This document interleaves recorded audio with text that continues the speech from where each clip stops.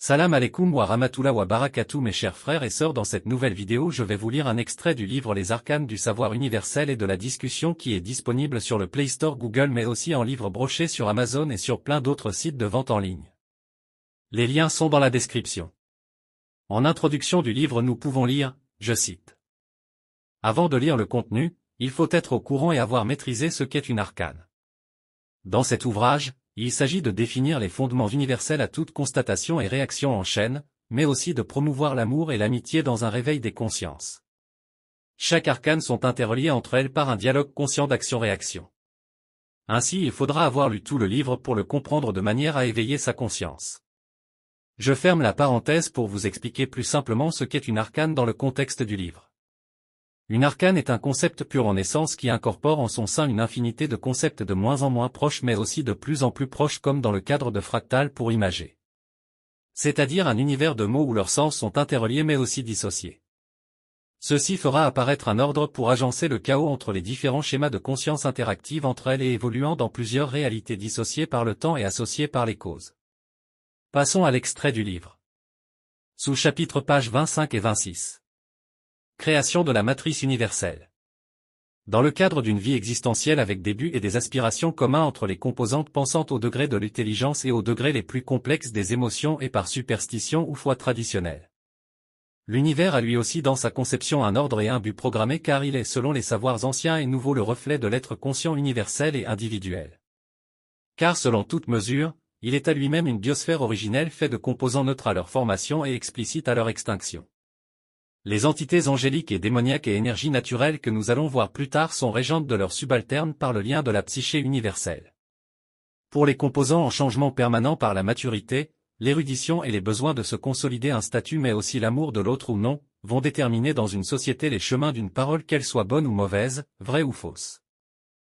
Cette parole par répercussion va prendre possession de la vie de chacun et donc les véridiques, les menteurs et les ignorants vont se former. La mort est quant à elle une porte vers la vie sans moyen de retour, mais en fin de série les choix du passé vont changer la destinée de l'être conscient individuel, ainsi il porte à réflexion car sa mort finale sera le reflet de son passé et donc de ses choix et pensées. C'est pourquoi l'univers est savant et programmé.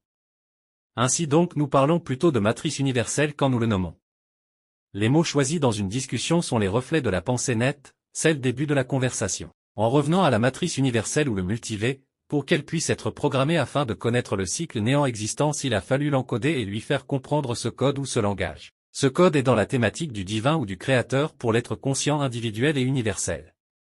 L'être conscient individuel ou universel prend vie du néant et parachève sa vie par la mort. Sans ce code du divin, la matrice universelle ne pourrait concevoir de concept d'amour ou d'émotion en général, et tout cela par l'éducation qu'implique le code. Le programme serait inutile s'il n'y avait pas de but visé. Car l'harmonie naturelle serait plus sage que son créateur, si le créateur n'avait pas de but précis pour sa création. Comme un artiste qui crée une œuvre pour un but apparent, et un autre subliminal. Ou un artiste qui fait de l'abstrait et qui retire satisfaction de peu de réflexion bien que sans le faire exprès ses admirateurs peuvent être subjugués. Les mets individuels vont devoir avoir un asile ou une prison pour leur existence sans extinction, le paradis et l'enfer. Avec tous ces paramètres, il apparaît que le code du divin qui est donc les limites du programme de la matrice universelle et de son mot universel, régit toute langue et concept en son sein, rien n'est inventé, tout se découvre. Je voudrais m'attarder sur cet univers de mots qu'est le code, afin de lui donner un sens. C'est un monde que je vais appeler l'univers des concepts moteurs comme le temps, la force, la gravité, la lumière, la captation des énergies en double sens etc. En somme c'est un calque de la réalité. Et tous ces univers de concepts moteurs sont imbriqués et interreliés entre eux par des dialogues conscients d'action-réaction équilibrés dans l'instant T par la conscience de l'élu de la matrice universelle, afin de générer une réponse positive pour T+. Cet univers est conçu par des mots qui ont un sens apparent et caché. Ils englobent les implications répercussions et donc la dualité. C'est la fin de l'extrait et comme vous pouvez l'entendre, le livre nous enseigne une réalité.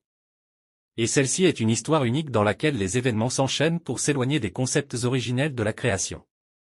Les derniers seront les premiers. Je vous encourage à acheter le livre pour être éveillé au maximum de vos capacités. J'ai pour croyance que le quotient intellectuel se travaille par la connaissance maîtrisée, ainsi apprendre un savoir subliminal sur des constatations tangibles nous fait développer une réflexion évoluée.